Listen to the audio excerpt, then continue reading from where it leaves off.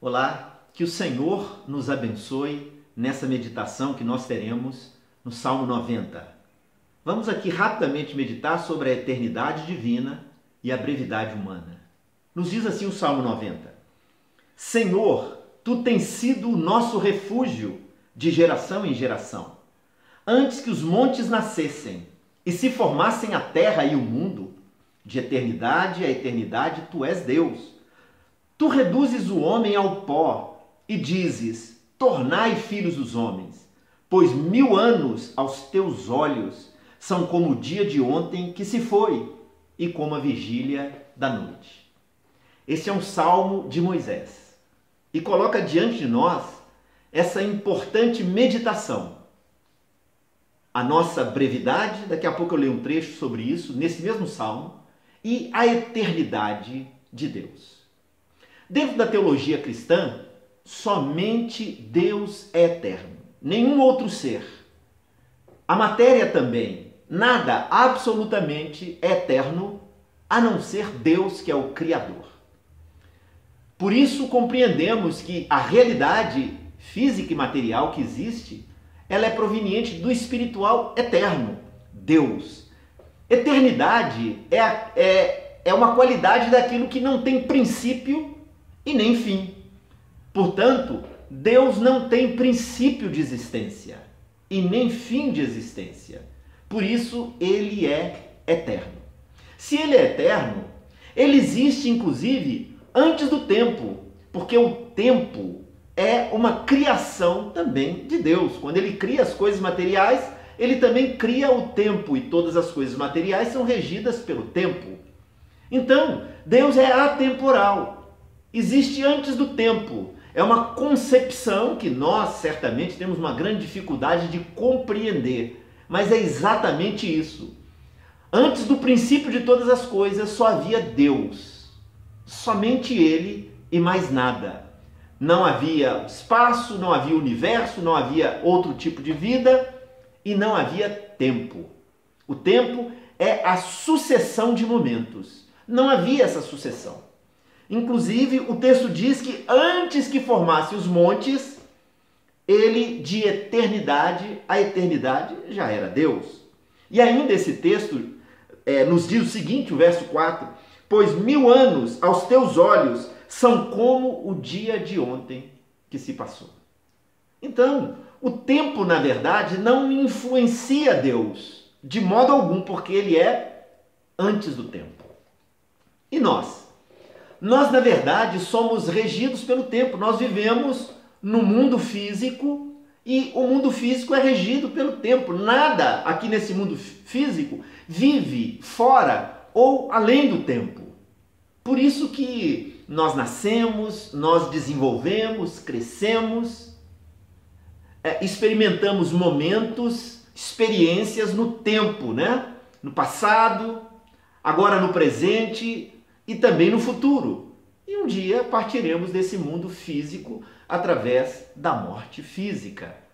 Então, não tem como fugirmos do tempo. Este salmo diz que a vida está restrita a 70 e 80, e o que passa disso, de certa forma, há uma canseira nisso. Então, presta bastante atenção.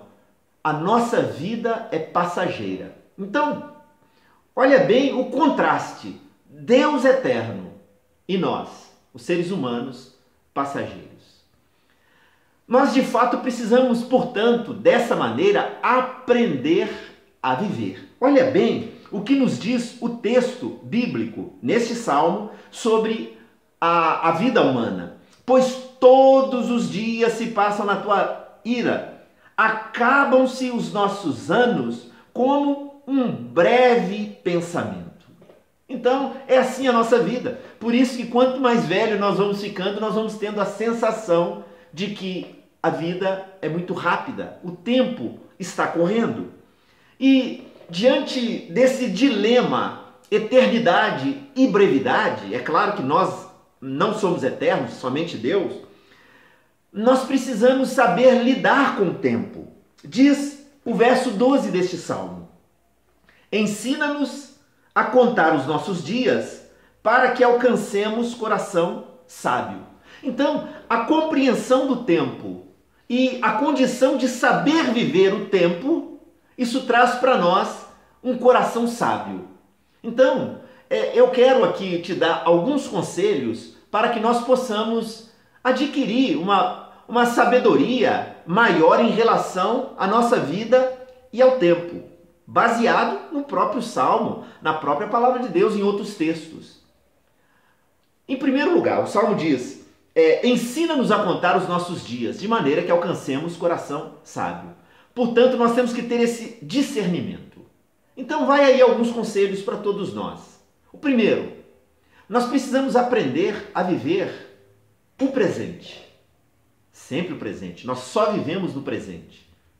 O passado é história. Nós não podemos alterar nenhum fato do passado. A história terminou. O futuro não chegou. Quando nós vivemos demais o passado, nós infelizmente começamos a ter uma vida que não olha para frente, né? Ficamos presos em fatos passados, sejam eles bons ou ruins. Paulo disse: esquecendo-me das coisas que para trás ficam. Há muitas coisas que nós devemos esquecer. E quando eu digo esquecer, não é desmemorizar, porque nós não conseguimos fazer isso, mas não levar em conta tantas coisas. Precisamos viver o presente sabendo conviver e relacionar com as coisas passadas. O futuro também, nós não podemos viver o futuro. Em relação ao futuro, nós podemos planejar. Fazer planejamento do futuro, isso é bom. Isso faz bem para as nossas vidas, para que nós saibamos para que direção nós devemos caminhar. Mas nós não podemos viver o futuro.